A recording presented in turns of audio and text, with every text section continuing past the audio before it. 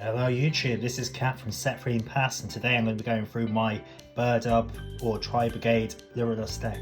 So we all know that this has been hit quite badly by the recent ban list, but I've just put together a deck list based on what I've been trying out here and there, and it's been doing reasonably well, so I just wanted to share that with you. So let's go into this. So starting with the Tri-Brigade monsters, so starting with 3 fractals. So fractal's important because it's your foolish burial, and also the fact that you can start your link plays. So it's mandatory to have 3 of these. Usually this will be the one you'll hopefully start with because of the fact that it starts many of your plays. I run 3 Nervals. I know some people use this as 2, potentially as 1, but I run it as 3, especially in this build because of the fact that, well, basically it gets your play started, because I run quite a high number of Tri-Brigade monsters in this build. I only run 1 Curse and I also only run 1 Kit. That's basically the Tri-Brigade setup, but I find that basically this kind of gives you the overall kind of consistency you're looking for. I have tried to bump this up to 2, and that's probably the only change I'd do, but Curse at 1, 2 max tends to be the optimal kind of amount for this. So that's the Tri-Brigade part of the deck in terms of the monsters. And go on to Lyrilusc. So 3 Sparrows. So Sparrow is basically mandatory at 3 in my personal opinion, because you get to add 1 beaten beast from your deck to your hand, and obviously that itself basically gets your combos going because of the fact that the majority of the, well, all the Lyrilusc monsters have different additional effects, and this allows you then to be able to search your deck. I run 3 Wobbler. I know that there is some that only use 2, but I personally think 3 is essential, because again, this one hopefully is the start of your combo. So if you have no monsters, you can special summon this monster from your hand. You can special summon basically 1 from your hand or your graveyard, because of the fact that you're going to be most likely getting it from another 1 from your hand because it's the first step. But if you've got a Foolish Burial where you put a monster into your grave, it allows you to start your plays on that way. I run 2 Swallows. Which I think is pretty much standard, because you can special summon this, and which will extend out your plays. And because of the fact that how this works is that when it's attached, you then gain the effect to target 1 other monster in your grave and add it to that, so it's great from your XC plays. I also run 2 Canaries. Canaries, again, I think this is usually as 1, but because of this kind of build and the way it works, I use this as a 2. This allows you basically to target 1 of your graveyards and then special summon it, but it does lock you into XEs, which isn't really a problem for this deck because of the fact, other than a few link plays, if you're going to use XEs plays on this, it's not a huge problem.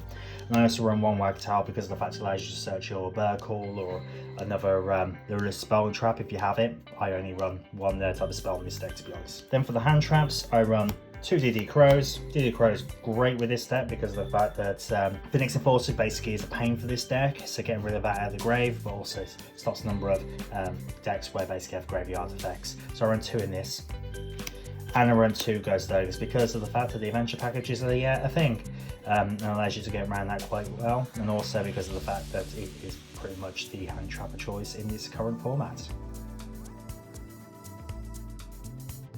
So in spells, I use 3 Burkles. If you're using a Lyrilusc Bird Up deck, you need to run these because of the fact it basically is your rotor. And more importantly, it allows you to then basically special summon, starts all your plays off. You've also got Tengi, which is your rotor then for your Tri-Brigade monsters. So you'll be using these basically to get your Fractal, and obviously get your play started. Then for the back row, I run 2 Cosmic Cyclones and 1 Twin Twister. You could run this as 3, or you can run 3 Twin Twisters. I like just the ratio of this depending on the situation, but this is great to get around the Cypher Lock. Twin Twisters just a great card to have, and also will help get Tri-Brigade monsters into your grave if you need to. 1 for 1 because the majority of your cards in your deck are level 1s. And also because of the fact you can then send a card from your hands. So again, it can help your Tri-Brigade plays to go into your Lyriluscs, depending on how you want to do it. I run triple Tactics Talents because of the fact hand traps are a thing, and I find that I tend to resolve this every turn. So if someone then uses your Noga, you then got the opportunity to either draw 2 cards, take control of the monster, or basically take a card from their hand and basically send it to the grave, which is fantastic. And the last generic spell card I run is Called by the Grave, because hand traps are a thing, so you want to be able to get around those. So the traps I run 3 imperms. What's more to say in terms of, I personally think this is the best generic negation cards in the game. And I do run 2 revolts, however you could put this down to 1 and then add in some more hand traps. So let's go into the extra deck. So I go with 1 Starling, because of the fact it's been limited down to 1, so you're quite limited on that side. Obviously Rotor for your wing beasts, but also because of the fact that if, say for example, you're in a situation where for time or they're on life points, you're attacking with this when it's got a very low amount of attack points, the damage is inflicted to your opponent rather than yourself. So it's a great way of basically getting over, especially if you're in time, you need to do a little bit of damage to your opponents.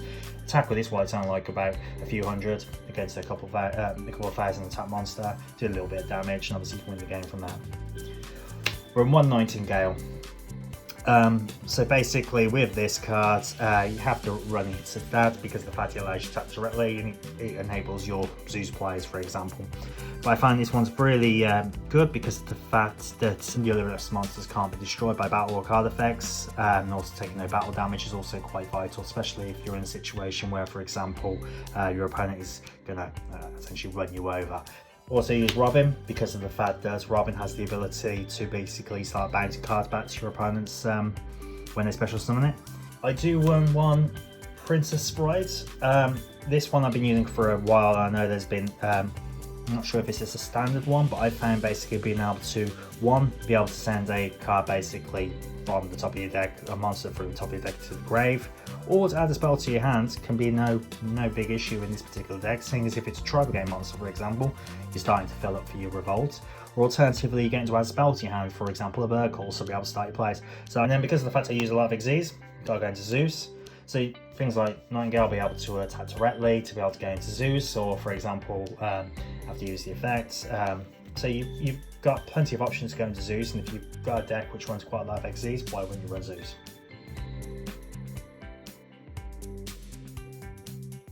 So let's go on to the link monsters. So we've got Ferrigite. So Ferrigite basically is the link to Tri-Brigade monster. So when this is brought out, you can special summon a Beast, Wing Beast, or Beast Warrior from your hand to the field.